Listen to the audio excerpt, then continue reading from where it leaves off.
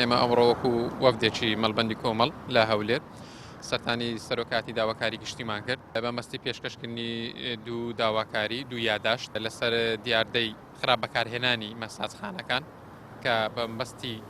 غەیری مەساج بەکاردەهێنرێت، هەروەها لەسەر مەوزوعی بڵاوبوونەوە و ڕێکلام بۆکردنی ڤەیپ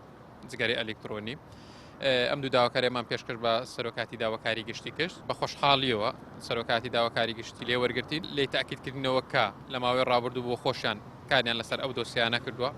ئێمەش وەکو مەڵبەند دەستخۆشیمان لێکردن لەوەی کە ئەو هەوڵ و ماندووبوونەی کردیتیان لە پێناو پاراستنی شیرازەی کۆمەلگامان و پاراستنی تەندروستی گەنجەکانمان و هەوڵدان بۆ پاراستنی شیرازەی خێزان و لانەدان و ئینحراف نەکردنی ئەو شوێنانەی کە